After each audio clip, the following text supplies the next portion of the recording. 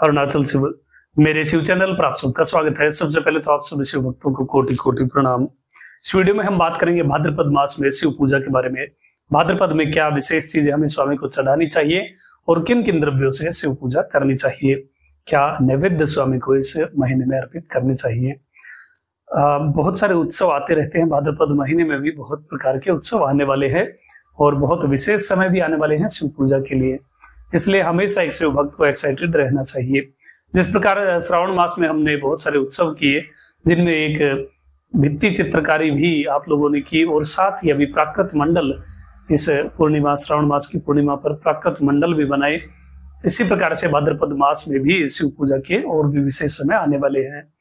और जो प्राकृत मंडल के जो विजेता हैं, जो एक प्रतियोगिता हमने रखी थी इस चैनल के माध्यम से, सबसे सुंदर प्राकृत मंडल बनाने वाले 3 प्रतियोगी जो हैं उनको इस चैनल की ओर से कुछ विशेष दिया जाना है। उस वस्तु के बारे में भी और वो विनर्स कौन है उसके बारे में भी आद्रा नक्षत्र की जो वीडियो आने वाली है उसमें उनके नाम भी अनाउंस होंगे और आगे चीजें भी बताई जाएंगी। तो अभी बात कर लेते हैं शिव पूजा के बारे में। भाद्रपद मास में देखिए, शिव पूजा अपने आप में बहुत महान कार्य है।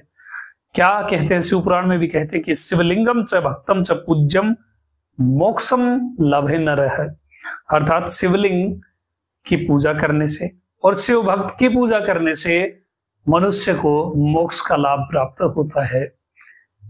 शिव भक्त की क्या इंपॉर्टेंस है, शिव भक्त की पूजा करने मात्र से भी मुक्ति प्राप्त हो सकती है। और ऐसे बहुत सारे उदाहरण हमने 63 तमिल शिव भक्तों की कथाओं के माध्यम से देखने को प्राप्त हुए हैं। शिवलिंग महापुण्य है। यहां तक मेंशन है कि जब तक शरीर जर्जर ना हो जाए, जब तक हाथ ना उठे, बिल्कुल स्थिर शरीर ना हो जाए, तब तक लिंगार्चन करते रहना चाहिए।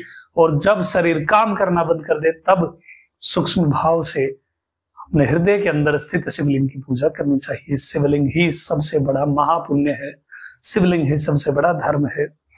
और लिंग पूजा करने मात्र से ही, 1 महीने निरंतर शिवलिंग पूजा करने मात्र से ही इस ब्रह्मांड में जितने जीव हैं उन सबको भोजन कराने जितना पुण्य प्राप्त होता है। तो शिवलिंग से बढ़कर कुछ भी नहीं है। जितने भी देवी देवता हैं सब अपने पद पर प्रतिष्ठित केवल शिवलिंग पूजा के माध्यम से है। तो लिंग पूजा का महात्म्य अनंत है, कोई भी इसे नहीं कह सकता है। बात करते हैं भाद्रपद में क्या विशेष हमें चढ़ाना चाहिए। तो सबसे पहले भाद्रपद के बारे में क्या कहते हैं कि जो गुड़ होता है उससे बने हुए व्यंजन स्वामी को नैवेद्य के रूप में भाद्रपद मास में देने चाहिए। और अप्पम जो स्वीट होती है, जो मिठाई होती है अप्पम, जिसे मालपुआ कहते हैं, वो मालपुआ बना करके वो स्वामी को चढ़ाने चाहिए नैवेद्य के रूप में और बाद में महाप्रसाद स्वरूप में स्वयं ग्रहण करने चाहिए और अन्य शिव भक्तों में भी उनका वितरण करना चाहिए। तो भाद्रपद मास में मालपुए के साथ और गुड़ से बने व्यंजनों के साथ स्वामी को नैवेद्य चढ़ाना चाहिए। और बिल्व पत्रों को अधिक से अधिक मात्रा में शिव पूजा में प्रयोग करें। प्रयास करें कि भाद्रपद मास में बिल्व पत्र के बिना आप शिव पूजा ना करें। और बिल्व पत्र के साथ ही एक और चीज मेंशन है, भाद्रपद मास में स्वामी का त्र्यंबक नाम लेकर के शिव पूजा करनी चाहिए।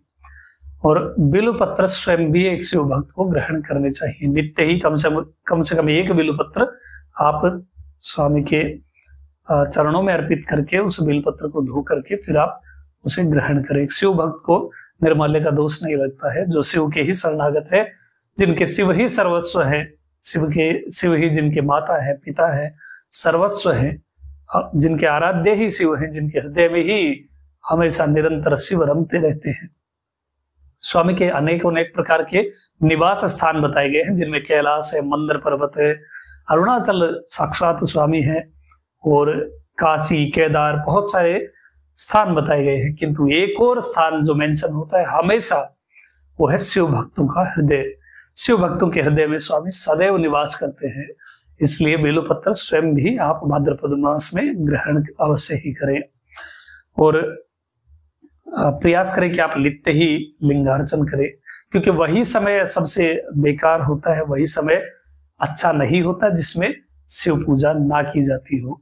जिसमें शिव का चिंतन ना किया जाता हो, जिसमें शिव हृदय में ना निवास कर रहे हो, जिसमें शिव की बातें ना हो रही हो, जिसमें हम शिव की कथाएं ना सुन रहे हो। नवधा प्रकार की जो भक्ति है वो हर समय निरंतर किसी न किसी एक प्रकार रूप में चलती रहनी चाहिए, वही सबसे अच्छा समय होता है।